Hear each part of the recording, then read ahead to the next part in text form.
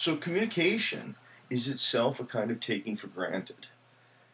That's what communication is. It's an ongoing event of taking for granted. Most of communication happens at the tacit level. It's at the level of assumptions or at the level of presuppositions, what people have to take for granted.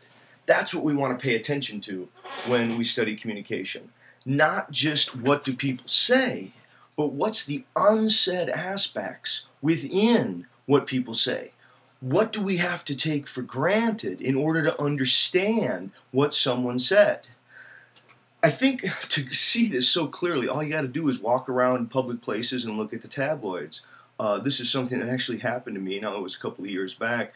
I was standing in line at one of the grocery stores, and there was a couple standing in front of me, and we were in line, and I was looking at one of the tabloids, and the tabloid headline said, "Scientist discovers that Bigfoot can read."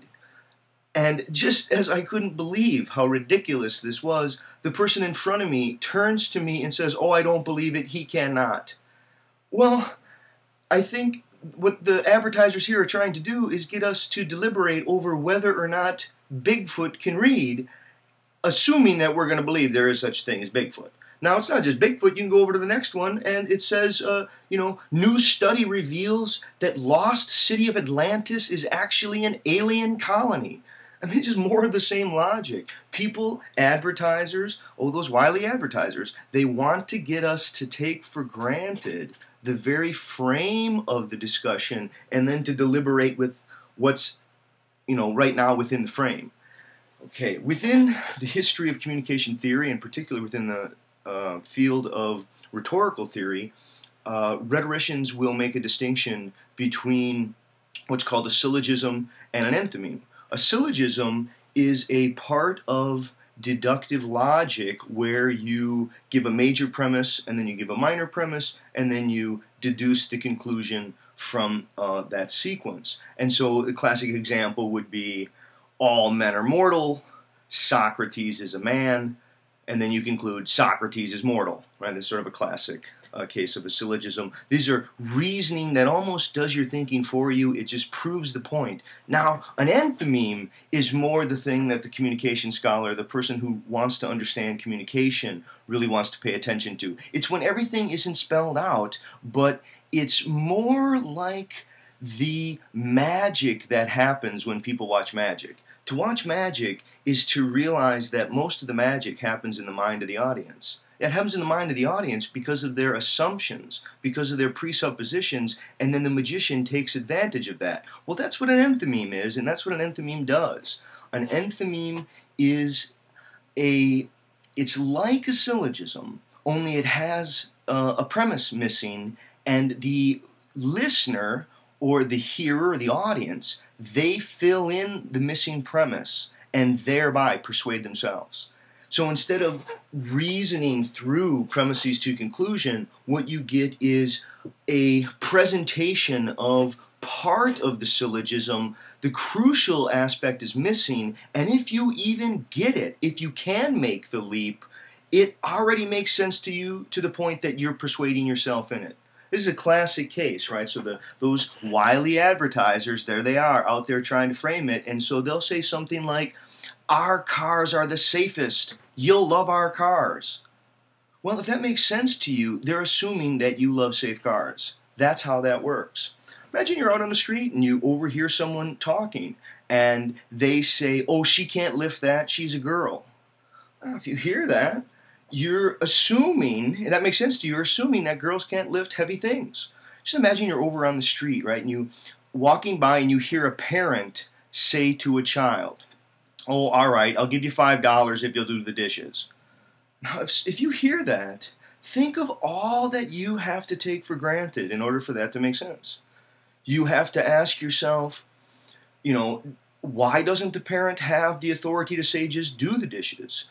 How many dishes are there? Does doing the dishes mean washing them? Does it mean putting them away? Does it mean delivering them somewhere? Does the parent actually have the money? I think we assume that they do. That somehow the job must not be fun. The parent doesn't say, will you pay me if I allow you to do the dishes? Right? That would be a very different logic there. But somehow what we have to assume in order for it to make sense, that's the crucial thing to watch, because that's where the magic is happening. Imagine a little girl walks up to the parent and says, "Hey, Mom, kids are teasing me at school. Do I have a funny nose?" Right? The parent could say, "No, it's a special nose. It's a beautiful nose." But if the parent says, "Well, don't worry about it, dear. When you're older, you can always get a nose job." Well, that is not perhaps the most helpful response, simply by what it takes for granted. Right? Look at the way that public discourse, particularly in the political realm, is always a struggle over framing what's the taken for granted ground upon which the debate proceeds. So you'll start into the question of what are we supposed to do about various issues, and then some person, example in the abortion issue, some person comes out and they say, "Well, I'm pro-life." Well, the response is not, "Well, I'm pro-death," it's, "I'm pro-choice." And the frame itself is over what are the adequate grounds that we need to take for granted, or the assumptions or the presuppositions, in order for the dialogue or the discussion debate. Neither of them want to confront the other just head on. They want to haggle over what's being taken for granted. Okay, I guess one last thing to say about the role of assumptions and what is taken for granted. A different way to say everything that's just been said is to say that so much of communication is so tacit, it's so taken for granted, it's just so assumed and at a level of assumption that we can ask something like, what is it about communication, right? What is it about communication that allows us to make sense of things by filling things in? Right? What exactly is that? I think part of the point is that we only have to say what can't be taken for granted. Now, this isn't always the case, and we could talk a little bit more about that, but you only have to say what can't be taken for granted. I think this is one of the reasons why in strong and healthy, good relationships, interpersonal love relationships, people can actually tolerate quite a high amount of repetition of the "I love yous." "Oh, I love you, I love you." Yes, it's this huge cliche, but it doesn't seem like a cliche in a good relationship, partly, I think, in some way, because that's something that we don't ever want to take for granted. The person who doesn't take that for granted somehow allows that to bear repetition. On the other hand of that, try to just meditate for a second on this case. Imagine you meet someone, you don't know them very well, and they come over to your house, and you don't really talk to them that often. You're having a party, and you don't really talk to them that much. And on their way out, they say to you, "I had a good time. I just want to let you know I didn't steal anything." Now, if they would say that to you, my guess is you would find it very odd. Why? Because you're taking for granted that they didn't steal anything. And so the fact that they would say that would seem odd.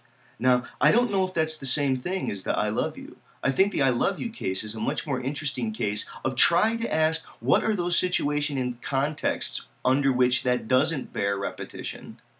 How could we get at what is being taken for granted? Try to listen when you hear other people talk to what it is they're trying to get you to take for granted as they're talking about whatever they're talking about. Okay, thanks.